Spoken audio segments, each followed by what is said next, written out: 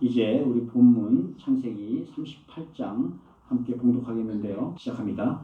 그 후에 유다가 자기 형제들로부터 떠나 내려가서 아둘람 사람 히라와 가까이 하니라. 유다가 거기서 가나안 사람 수아라고 하는 자의 딸을 보고 그를 데리고 동침하니 유다가 장자 애를 위하여 아내를 데려오니 그의 이름은 다말이더라. 그가 그 과부의 의복을 벗고 너울로 얼굴을 가리고 몸을 휩싸고 딥나 길 곁 에나임 문에 앉으니 이는 셀라가 장성을 보았어도 자기를 그의 아내를 주지 않으려 말미암음이라. 유다가 그것을 알아보고 이르되 그는 나보다 옳도다. 내가 그를 내 아들 셀라에게 주지 아니하였으므로라 하고 다시는 가까이 하지 아니었더라. 해산할 때 보니 쌍태라. 아멘. 오늘은 유다와 다말이라는 제목을 가지고 여러분들과 함께 말씀을 나누겠습니다. 창세기 시작해서 이제 38장에 들어왔는데요.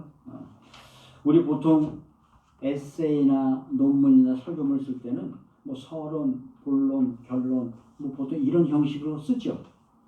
서양에서 논문을 쓸 때 가장 일반적으로 쓰는 그런 방법입니다. 그런데 한국에서 한국식 에세이를 쓸 때는 조금 달라요. 기승전결. 그래야 중간에 한번 반전 스토리를 끼워 넣죠. 극적인 방법이 연출되는 거죠.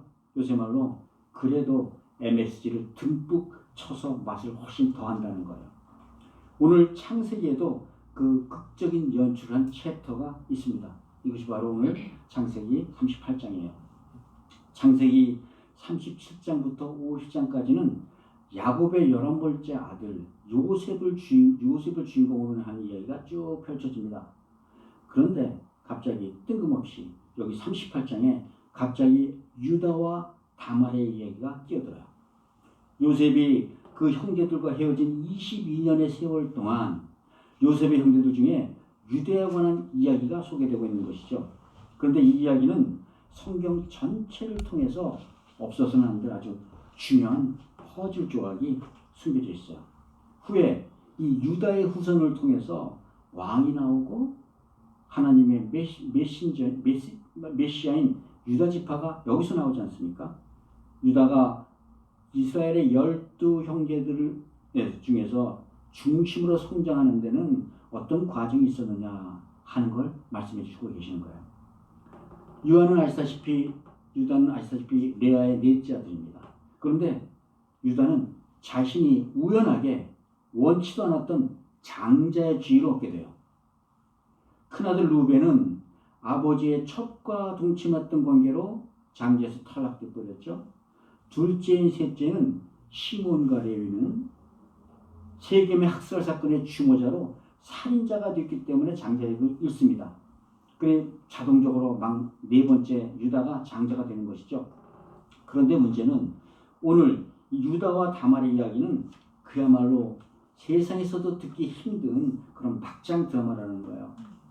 그러면 정말 말씀 전하기도 낯간지러운 이런 죄악들로 가득 찬 이 유다 이야기를 통해서 하나님께서 우리에게 말씀하시고자 하는 것, 들려주시고 하는 것은 무엇일까요? 네, 하나님은 은혜로 택하신 백성들을 끝까지 붙드시고 구원 얻게 하시는 분이심을 믿으시기 바랍니다. 오늘 우리에게도 이 진리는 변함이 없어요. 우리는 이미 죄로 죽었던 자들입니다. 그런데 예수 그리스도의 십자가로 인해서 하나님께서는 죄악된 우리 가운데서도 여전히 역사하시고 붙잡아 주시고 은혜를 베풀어 주시는 것과 마찬가지라는 거예요. 아멘. 그리스도의 은혜로 우리는 지금도 범죄하고 실패하고 넘어지지만 결국은 우리 주 예수 그리스도로 인하여 승리의 기쁨을 누리게 될 줄 믿습니다. 아멘. 오늘은 유다의 가정에 벌어진 이런 비극을 통해 역사하시는 하나님의 은혜에 관한 말씀을 함께 나누도록 하겠습니다. 첫째, 유다는 왜 이렇게 실패의 길로 들어섰는가? 첫째, 유다의 실패에 관한 말씀이죠. 본문 1, 2절을 함께 읽어볼까요? 1절, 2절 시작합니다. 그 후에 유다가 자기 형제들로부터 떠나 내려가서 아둘람 사람 히라와 가까이 하니라. 유다가 거기서 가나안 사람 수아라고 하는 자의 딸을 보고 그를 데리고 동침하니. 오늘 본문은 유다가 아비의 집을 떠나는 사건으로부터 시작하죠. 형제들과 모의해서 동생 요셉을 은 20에 팔아넘긴 유다는 죄책감으로 아비의 집에 있기 힘들었을 겁니다.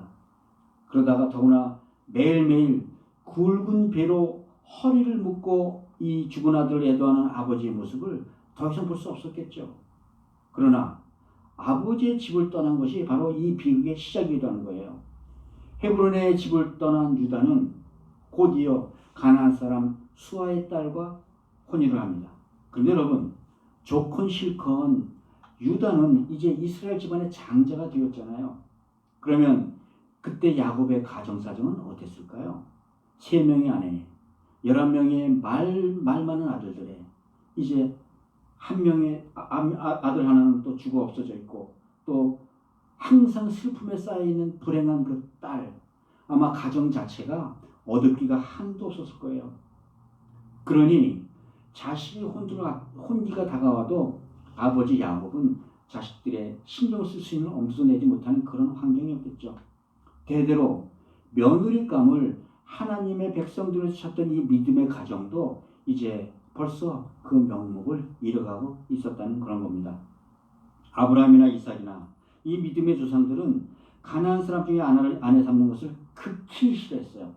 창세기 27장에 보면요, 리브가가 큰아들 에서를 미워한 이유를 이렇게 말하고 있습니다.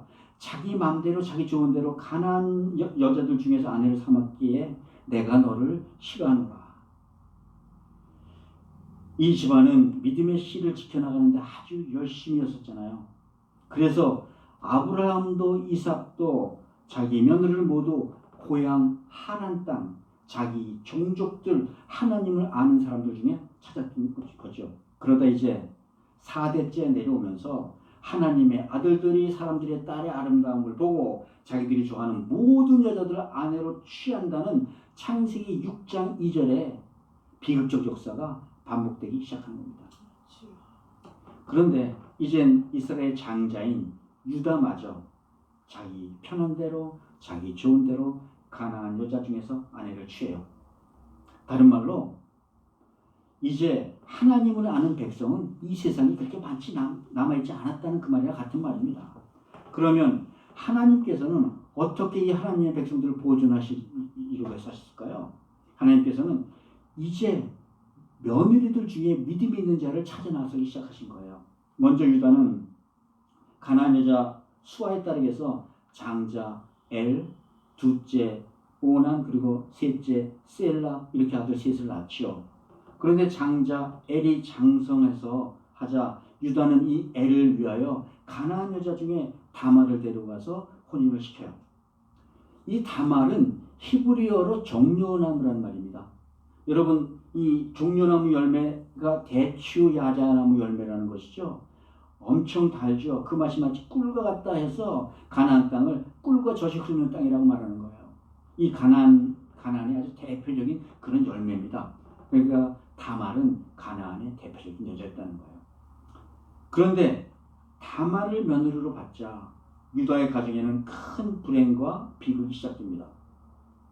하나님께서 느닷없이 이제 막 다말과 혼인한 장자 엘이 악하다 하시면서 죽여버리세요.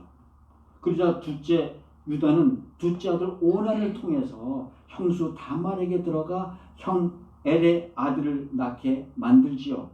형이 후사가 없이 죽으면 동생이 그 형수방에 들어가 형의 아이를 갖게 해서 그 형의 집안을 이어나가게 하는 그런 풍습이죠. 이를 계대 결혼이라고 해요. 우리나라에서도 아주 옛날에는 형사 취수 제도가 있었는데 같은 제도입니다. 그런데 오나는 형수에게서 자기 아들을 낳기를 원하지 않았어요. 그래서 비겁한 행동을 계속합니다. 오나는 자신의 장남이 형의 후사가 되는 것을 원하지 않았던 거예요. 형제로서 집안의 의무를 거절한 거죠. 이 일은 하나님이 보시기에 다윗의 법적인 계보에 영향을 미치는 매우 가증스러운 일이었다는 거죠. 이를 보시고 하나님은 오난도 죽여버리십니다. 갑자기 두 아들을 잃은 유다는 셋째 아들 셀라까지 죽을까봐 이제 겁이 나기 시작해요. 혹시 저 다말이라는 여자가 우리말로 남편 잡아먹을 팔자 아니야? 다 말아먹을 거 아니야?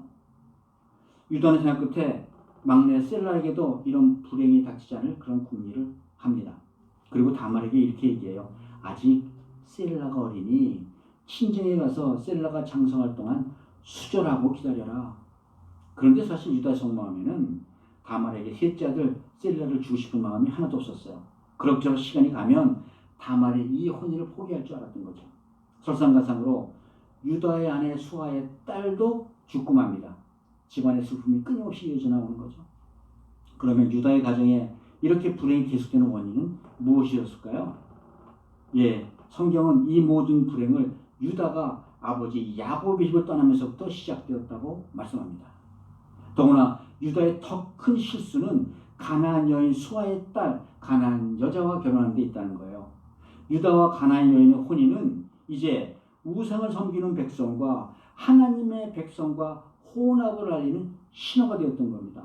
결국 이스라엘 백성도 음란한 우상 숭배에 그 말할 수 없는 부패상에 오염되고 말 것이라는 거죠. 여러분, 우리의 하나님은 거룩하신 하나님이세요. 하나님은 세상과 짝하는 그런 하나님이 아니십니다. 하나님의 백성이 세상과 짝할 때 세상의 환난으로부터 보호막이 없어진다는 사실을 기억하시기 바랍니다. 그러므로 거룩한 백성은 먼저 스스로 세상과 분별되게 분리할 수 있어야 되는 줄 믿습니다. 사실 유다가 가나안 여인과 결혼했다는 의미는 바꿔 말하면 유다가 이제 신앙을 버리고 새로운 삶을 찾아갔다는 그런 의미예요. 당시 야곱의 집은 하나님께서 택하신 백성들의 언약 공동체, 즉 우리 교회랑 똑같은 집이잖아요. 하나님께서는 야곱에게 언약을 주시고 축복을 약속하셨어요. 비록 야곱의 집이 지금은 죄에 묻혀서 죄 속에 살고 있어도 하나님은 여전히 그 가정을 은혜로 베풀어 주시고 보살펴 주셨다는 거예요. 그런데 유다가 이 언약 공동체를 떠나갔을 때 유다는 더 이상 하나님으로부터 보호를 받을 수 도발하신 것도 없는 그런 방패를 잊어먹었다는 거예요. 언약 공동체를 떠난 유다의 가정은 이제 스스로 걷잡을 수 없는 세상의 죄 속으로 빠져들어갔다는 겁니다.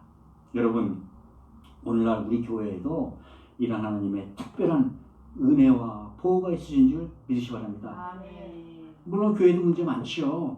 남 모르는 죄도 있고 시기와 질투와 상처를 서로 주고받는 일들이 일어납니다.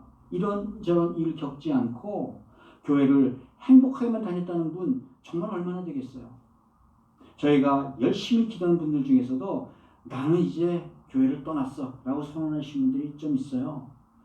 그들이 교회에서 해봤다는 그들의 사연을 좀 들어보면 오히려 교회를 떠나지 않은 게 이상할 정도예요. 그런데 여러분, 그들이나 우리나 한 가지 놓치는 게 있다는 거예요. 우리가 로컬 교회는 바꿀 수 있지만 유니버설 처치는 내가 떠난다고 떠나지는 것이 아니라는 거예요. 정말 교회를 다닌다는 건 온전히 성령님께서 인도하시기에 다닐 수 있다는 그런 말입니다. 아무리 그렇게 교회를 떠난 사람들의 주장이 그럴싸해도 그들이 교회를 버렸다는 의미는 그들에게 성령님이 역사하지 않고 계시다는 의미예요. 여러분, 이 교회에는요, 아무리 연약해 보여도 십자가에 보혈이 흐르고 있고 하나님의 말씀이 있고 하나님의 축복하신 약속이 있는 곳입니다. 아멘. 사도 바울은 교회의 축복에 대해서 에베소서에서 이렇게 말씀해요. 만물을 그리스도 발 아래 복종하게 하시고 그리스도를 만물 위의 교회의 머리로 삼으셨느니라. 아멘. 교회는 그리스도의 몸이니 아멘. 충만케 하시는 이에 충만함이라. 아멘. 하나님의 축복은 오직 교회에 머무르는 자들에게만 임하는 줄 믿으시기 바랍니다. 아멘. 사랑하는 성도 여러분, 주님께서 피값으로 주고 사신 교회 안에 머무시기 바라요. 아멘. 판단은 하나님의 몫이고 우리가 성도가 해야 될 일은 오로지 긍휼을 구하는 것뿐인 줄 믿으시기 바랍니다. 아멘. 환난 중에서도 주 안에서 하나님의 특별한 은혜와 보호를 누릴 수 있는 우리 모두가 되시기를 주의 이름으로 축복드립니다. 아멘. 두 번째요. 다말은 정말 결단해야 될 그런 위치에 들어왔다는 거예요. 14절을 함께 읽을까요? 14절 읽습니다. 그가 그 과거의 의복을 벗고 너울로 얼굴을 가리고 몸을 휩싸고 다음날 길 곁에 에나임 문에 앉으니 이는 셀라가 장성함을 보았어도 자기를 그 안으로 주지 않음으로 말미암음이라. 여러분, 이 말씀은 두 가지를 말씀드리는데요. 다말은 기생으로라도 나타나서 이 집안의 씨를 받기를 원했다는 거예요. 또 이 말씀은 유다의 신앙은 이미 가나안의 문화를 받아들일 정도로 오염이 심하게 되어버렸다는 거예요. 그래서 다말은 창기로 변장하고 우상축제, 가나안의 우상축제에 여자를 사려고 오는 유다를 그 신전 앞에서 기다렸다는 겁니다. 그러면 다말은 왜 시아버지와 이 불륜의 관계까지 맺으면서 유다 집안의 아이를 낳으려 했던 걸까요? 예, 다말은 유다의 집에 씨 왔을 때 이 집안에서부터 내려오는 하나님의 축복의 내력을, 그 비밀을 알았던 거예요. 그리고 다말은 이 축복을 믿었습니다. 무슨 일이 있어도 이 집안에 편입되고자 하는 그런 소망을 가졌던 거죠. 사실 다말은 남편 엘이 처음 죽었을 때 가나안 풍습대로 얼마든지 나가서 재혼해서 살 수가 있었어요. 그러다 둘째 오난까지 죽자 다말은 막막했죠. 그때 다말은 시아버지로부터 수절하라는 말을 듣고 오히려 속마음을 기뻐했다는 거예요. 그런데 이제 이 셋째 셀라가 장성했음에도 시아버지 유다는 약속을 지키지 않았어요. 이제 다말은 유다 집안의 씨를 잉태하기 위해 중대한 결단을 하게 된 겁니다. 드디어 다말은 에나임 신전에서 창기와 하룻밤을 보내려고 올라온 유다와 마주칩니다. 상처한 지 얼마 되지 않은 유다지만 그는 이미 영적으로나 육적으로나 타락한 죄인의 모습으로 우리에게 나타난다는 거예요. 그리고 더구나 다말은 외상까지 요구하는 유다에게 합방의 표시로 끈과 도장과 지팡이의 담보물을 요구해요. 그리고 시아버지가 합방한 다말 후에 유다가 다시 찾아와서 외상을 갚지 못하도록 행방을 감춰버립니다. 그리고 몇 달 지났어요. 유다는 우연히 자기 며느리 다말이 임신했다는 소문을 듣고 노발대발해서 그녀를 끌고 와 화형에 처하려 합니다. 이에 다말은 끌려나가면서 유다에게 담보물을 보여주죠. 그러면서 아이의 주인이 시아버지 유다임을 확인해 줍니다. 이 담보물을 본 유다는 큰 충격과 수치심에 빠져요. 자기는 부지구식간에 며느리와 큰 친상간의 죄악까지 저지른 거잖아요. 유다는 본문 26절에서 이렇게 고백합니다. 우리 26절 함께 읽어보겠습니다. 26절 시작합니다. 유다가 그것들을 알아보고 이르되 그는 나보다 옳도다. 내가 그를 내 아들 셀라에게 지지 아니하였음이로다 하고 다시는 그를 가까이 하지 아니하였더라. 아멘. 며느리 다말이 창녀로 변장하고 시아버지를 유혹하여 아이를 잉태했다는 사실은 그때도 죽어마땅한 죄였어요. 그러나 유다는 다말의 이런 행위가 단순히 욕정이 아니라 후손에 대한 갈망이었던 사실을 깨닫게 된 거예요. 여기서 우리는 다말이 유대로부터 받은 담보물인 끈과 도장과 지팡이의 숨은 영적인 의미를 좀 살펴볼게요. 여기서 나타난 담보물은 영적으로는 모두 메시아의 사역을 의미하는 거예요. 끈은 진리의 띠로 그리스도를 연합하게 묶는 그 끈이고, 도장은 우리에게 하나님의 종으로 인쳐주는 하나님의 소임을 나타내는 말이죠. 지팡이는 우리를 인도하시고 우리를 몰아가시는 하나님의 다스리심을 나타내는 그런 말입니다. 유다는 이 담보물을 보자 즉시 다말에게 이렇게 말해요. 너는 나보다 옳도다. 히브리 원어로 해석하면요, 이는 내가 나보다 의롭다라고 하는 그런 고백입니다. 이 고백은 예수 그리스도 십자가로 말미암아 우리가 얻게 된 그 의로움과 똑같은 표현인 거예요. 우리의 영혼 역시 예수 그리스도께서 꺼내보시는 십자가 담보물로 우리가 의롭다 여김을 받게 되는 것이죠. 아멘. 오히려 유다는 하나님을 떠난 자기의 범죄가 더 큰 죄라는 걸 깨닫고 다말을 용서하게 되는 것이죠. 결과적으로 어찌되었건 유다는 이 다말의 기회된 처신으로 인해 하나님 앞에서 크게 회개하는 장면이 성경에 나타나 있습니다. 계속해서 다시는 그를 가까이 하지 아니하였더라. 유다는 다말을 용서하고 더 이상 다말과는 육체적 관계를 맺지 않았다고 성경은 말하고 있는 거예요. 더 이상 육신의 정형으로 죄를 짓지 않으려는 유다의 참다운 회개의 결과가 이렇게 말씀으로 나타나 있는 거죠. 만일 유다가 자기 양심을 속이고 다말이 증거하는 모든 증거들을 무시했더라면 어떻게 되었을까요? 사람들은 다말의 말보다는 유다의 말을 훨씬 더 믿었겠죠. 그러면 다말은 태중의 아이와 함께 화형을 당했을 거예요. 만약 그렇게 했다면 하나님의 믿음의 시도 끊어지고 마는 거지 않습니까? 그렇다면 하나님께서 유다도 가만 놔주시겠습니까? 아마 유다도 죽임을 당했겠죠. 이를 계기로 하나님의 언약에 무심했던 유다 역시 자신의 믿음의 정체성을 분명하게 인식한 계기가 되었던 겁니다. 이런 부끄러움을 겪으면서 유다는 이제 자신의 모습을 뒤돌아보며 크게 회개하게 됩니다. 그리고 이 회개는 아버지께로 다시 돌아가 다시 크신 하나님의 은혜를 받는 길을 찾아나가게 된 것이에요. 아멘. 여러분, 집 나간 탕자가 떠났던 아버지 집을 다시 생각했을 때 아버지 집을 다시 돌아갈 수 있었어요. 아마 유다도 아버지 집을 다시 생각했으면서 언약 공동체로 들어갈 그런 생각을 했을 겁니다. 그리고 유다는 자기의 죄를 고백하고 회개했을 때 하나님께서는 그를 용서하시고 은혜로 받아주십니다. 아멘. 여러분, 선지자 다난이 우리아 아내를 범한 다윗에게 질책했을 때 다윗의 반응을 기억하세요? 그는 즉시 여호와 앞에 무릎을 꿇고 내가 여호와께 죄를 범하였나이다. 즉시 회개를 하죠. 여러분, 우리는 연약해서 때때로 죄를 짓습니다. 범죄하죠. 그러나 우리가 이렇게 진정으로 회개할 때마다 하나님께서는 우리를 불쌍히 여겨주시고 용서하시고 은혜를 회복시켜 주는 줄 믿으시기 바랍니다. 아멘. 여러분 기억하세요. 하나님께서 아브라함에 주신 믿음의 축복은 씨와 땅의 축복이었어요. 다말의 이러한 결단을 구속사적으로 본다면 이방인이고 부정한 죄악 속에서 자식을 낳았음에도 불구하고 하나님의 구속의 역사의 주인공으로 다말이 이방인 처음으로 등장하게 되었다는 점입니다.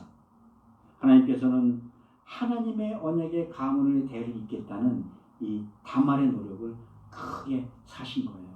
사실 다말의 입장에선 자식을 낳지 못한 과부가 어떻게 이스라엘의 백성이 될 수가 있겠습니까? 결국 그녀는 시아버지와 관계를 맺는 수치와 굴욕을 감수하면서까지 하나님의 백성이 되는 길을 선택한 거예요. 하나님께서는 결과적으로 다말에게 약속의 질을 허락하셨습니다. 더욱 놀라운 것은 이렇게 해서 다말은 예수 그리스도의 족보에 올라오게 되었다는 거예요. 마태복음 1장에 보면 예수님의 족보에는 5명의 여자가 나타납니다. 그 처음이 다말이요, 그 다음이 라합, 이후에 룻, 우리아 내 바세라, 그리고 예수 그리스도의 어머니 마리아가 등장하죠. 근데 이 여인들의 전력이 범상치 않아요. 아시다시피 다말은 시아버지와의 폐륜의 끝판왕, 라합은 여리고의 유명한 기생, 룻은 모압 출신의 이방 여자, 바세바는 다윗 왕과의 불륜의 관계, 그리고 마지막 마리아는 혼전에 임신을 한 여자로 등장하잖아요. 즉 그리스도의 계보는 그리스도의 어머니만 빼면 유대인과 이방인들이 합쳐진 계보가 되었다는 거예요. 사도 바울은 죄인이었던 이 이방인들에 대해서 에베소에서는 이렇게 얘기하고 있습니다. 그때 너희는 그리스도 밖에 있었고 이스라엘 나라 밖의 사람이라 약속의 언약에 대해서는 외인이요 세상에 소망이 없고 하나님도 없던 자이더니, 그런데 하나님께서는 유다와 다말의 연합을 통해 그리스도의 자녀들은 이 흑암에 쌓였던 이방인들과 유대인들의 연합으로 하나가 되는 것에 대한 이런 예언적인 의미를 보여주신 거예요. 사랑하는 성도 여러분, 다말은 이렇게 많은 죄와 흠에도 불구하고 예수님의 족보에 처음으로 들어갑니다. 하나님 나라는 혈통이나 공로로 세워지는 것이 아니라 믿음으로 세워지는 줄 믿으시기 바랍니다. 아멘. 환난을 중에서도 믿음을 지킴으로 하나님께 의롭다 칭찬받는 우리 모두가 되시기를 주의 이름으로 축복드립니다. 아멘. 이제 마지막으로 이렇게 해서 베레스와 시에라가 세상에 등장하죠. 우리 성경 한번 보실까요? 성경 한번 보세요. 창세기 38장 27절로부터 30절까지 함께 성경 펴시고 함께 읽겠습니다. 제가 읽습니다. 해산할 때 보니 쌍태라.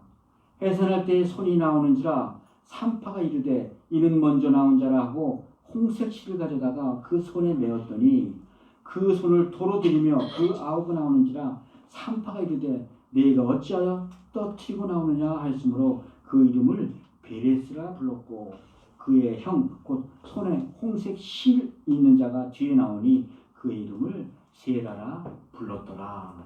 아멘. 다말은 시아버지 유다를 통해 쌍둥이 아들을 보아요. 이 쌍둥이 아들들은 하나님께서 유다의 죽은 두 아들을 대신해서 주신 것인 줄 믿으시기 바랍니다. 하나님께서는 이 다말의 믿음을 보시고 유다에게 장자의 권리를 다시 회복시켜 주신 거예요. 그런데 마치 야곱이 에서의 발 뒤꿈치를 잡고 태어나듯이 이 두 형제들 사이에도 장자의 다툼이 있었다는 겁니다. 산파가 먼저 나오는 자의 손에 홍색 실을 메었는데 갑자기 뒤에 있던 자가 앞에 자를 끌어내고 자기가 먼저 튀어나와요. 성경에 터뜨리고 나오느냐 이렇게 말하고 있어요.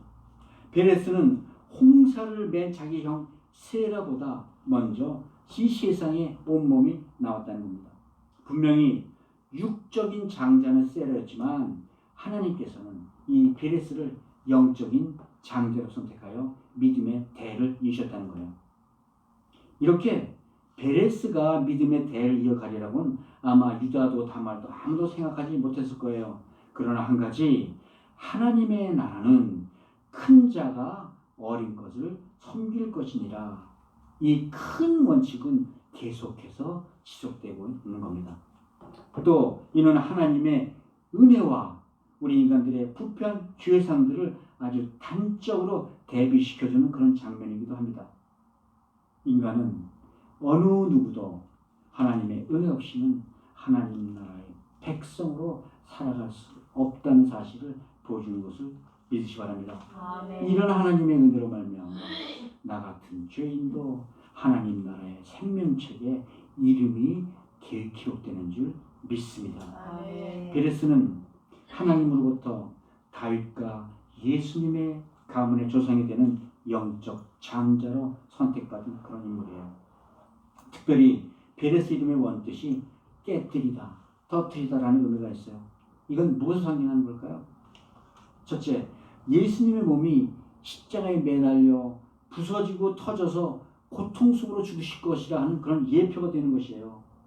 또 두 번째 나아가서 예수 그리스도 안에서 영원한 생수가 터져 나온다는 것을 상징하는 그런 말이라는 겁니다. 성경은 요한복음 7장에 보면 이렇게 말씀하세요. 나를 믿는 자는 성경의 이름과 같이 그 배에서 생수의 강이 흘러 나오리라 하시니 아멘. 이는 그를 믿는 자마다 받은 성령을 말씀하신 것이라. 아멘. 즉 예수 그리스도의 복음을 마심으로 우리의 영원한 갈증이 사라지게 된다는 거예요. 아멘. 예수 그리스도 주시는 이 생명의 성령의 말씀으로 내 영혼이 사라지기 때문이라는 것이죠. 아멘. 여러분, 우리는 베레스를 통하여 십자가에서 고난을 당하시는 우리 주 예수 그리스도를 만나는 줄 믿습니다. 아멘. 그리고 이 베레스를 통하여 나를 위해 고난받으시고 저주받으신 그리스도로 인해 영원한 생수가 되신 성령을 주님으로부터 받는다는 사실을 기억하시기 바랍니다. 아멘. 그리고 여러분, 이스라엘 역사를 보면 영적인 장자가 혈육의 장자를 대신해서 계속 이 장자권을 이어나갑니다. 아브라함의 큰아들 이스마엘이나 이삭의 장자 에서나 야곱의 큰아들 루벤이나 그리고 더 나아가 요셉의 큰아들 므낫세나 유다의 장자 세레까지도 모두 하나님부터 장자의 축복을 받지 못해요. 그러면 이렇게 영적인 장자와 혈육의 장자가 서로 대립하는 의미는 무엇일까요? 사도 바울은 로마서 11장에서 이 관계를 참감람나무와 돌감람나무로 비유를 해요. 즉 복음의 장자권을 하나님께서 먼저 유대인에게 주셨으나 그 유대인들이 이를 멸시함으로써 이방인들에게 그 권리를 빼앗겼다는 거예요. 다른 말로 큰 자가 작은 자를 섬기게 되었다는 겁니다. 이를 예수님께서는 마태복음 11장에서 이렇게 말씀하십니다. 세례 요한 때부터 지금까지 천국을 침노를 당하나니 침노하는 자는 빼앗느니라. 하나님의 축복은 혈통이나 서열에 있다는 것이 아니라 하나님에 있는 믿음에 있다는 사실을 기억하시기 바랍니다. 아멘. 그러면 한 가지 의문이 남죠. 왜 하나님께서는 인간적으로 특별하게 이렇게 바닥치는 사람들을 통해 이런 영적인 장자를 보내주신 걸까요? 창기로 변장해서 시아버지랑 동침한 것을 계획하고 실천한 그런 다말이 정말로 괜찮다고 생각하십니까? 그런데 여러분, 마태복음 1장의 예수님 족보에는 5명의 여자 이름이 나오잖아요. 그 중에서 셋은 이 윤리적으로나 인간적으로나 모두 엄청난 흠이 있는 죄 많은 여자들이었어요. 근신상간한 다말, 근동에서 유명한 기생 라합, 그리고 다윗과 간통한 우리아의 아내 밧세바. 이들이 왜 이렇게 많은 흠과 죄에도 불구하고 예수님의 족보에 당당히 올라간 이유는 바로 무엇일까요? 이들의 믿음 때문이었다는 거예요. 이렇게 죄 많은 사람들도 하나님의 은혜를 주셔서 믿음을 가지게 하셨다는 겁니다. 아멘. 유다 또 얼마나 또 큰 죄인입니까? 자기 동생을 은 20에 팔아먹더니 이번에는 며느리가 근친상간이라는 커다란 죄악을 저질러요. 그런데 이런 유다가 다말과 여러 가지 일을 겪으면서 전혀 다른 사람으로 거듭나는 것을 성경을 통해 볼 수가 있습니다.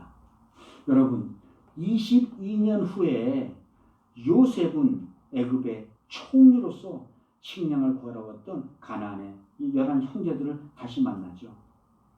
그러자 요셉이 꾀를 써서 자기 동생 베냐민만을 특별히 보호하고 싶어서 인질로 삼으려고 해요. 그때 유다는 창세기 44장에서 이렇게 얘기합니다. 청컨대 주의 종으로 그 아이를 대신하여 머물러 있어 내 주의 종이 되게 하시고 그 아이는 형제와 함께 도로 보내소서. 스스로 자기가 종이 되겠다는 희생의 길을 선택했다는 거예요. 전엔 동생 요셉을 애굽의 노예로 팔아넘기더니 이번엔 동생 베냐민을 위해 스스로 애굽의 노예로 남겠다는 그런 말입니다. 엄청나게 표현했잖아요. 요셉은 유다의 이 소리를 듣고 정을 억제하지 못하고 자기 방에 들어가서 방송 통곡한 다음에 자기 형제들 앞에 나타나 내가 형들이 버린 유다 요셉이오라고 고백했다는 거예요.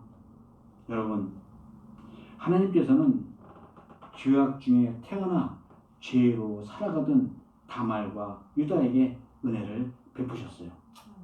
하나님은 당신의 뜻과 생각에 대해서 이사야서 55장에서 이렇게 말씀하시죠. 내 생각은 너희 생각과 다르며 내 길은 너희 길과 다름이라. 이는 하늘이 땅보다 높은 같이 내 길은 너희 길보다 높으며 내 생각은 너희 생각보다 높음이라. 아멘. 여러분, 우리 인간이 죄악됐다고 너무 거기 속박당하지 마세요. 여러분, 우리의 죄악은 하나님과의 관계가 조금이라도 멀어지거나 굽어진 데부터 시작을 합니다. 그러나 범사에 하나님을 인정하고 그의 말씀에 순종할 때 하나님은 성령의 능력으로 죄 지었던 우리를 의롭게 변화시켜 주실 줄 믿습니다. 아멘. 야곱은 유언으로 유다에게 창세기 49장에서 이렇게 축복해요.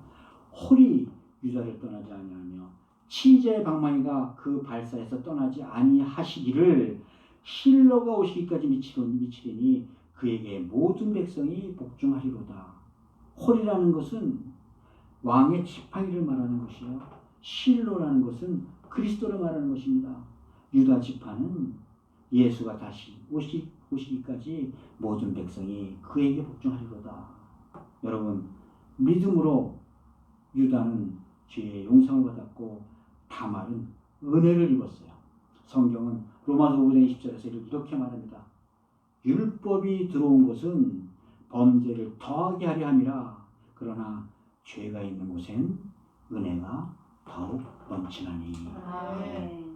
하나님의 나라는 우리 죄악된 인간들 중에서도 하나님의 은혜와 섭리로 세워져 간다는 사실을 믿으시기 바랍니다. 아멘. 사랑하는 성도 여러분, 우리 모두는 태어나서부터 다 죄인이에요. 내 힘만으로는 거듭날 수 없습니다.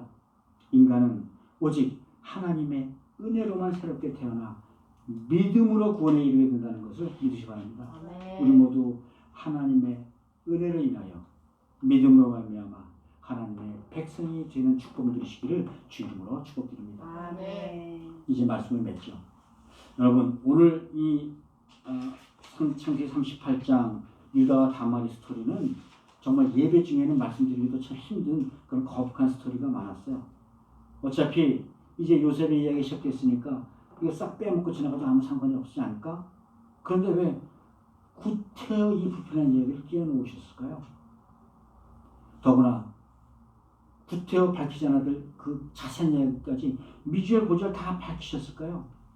예, 우리 인류의 역사는 통틀어도 우리 죄인된 인간의 본성은 그때나 지금이나 전혀 다른 게 없다는 겁니다.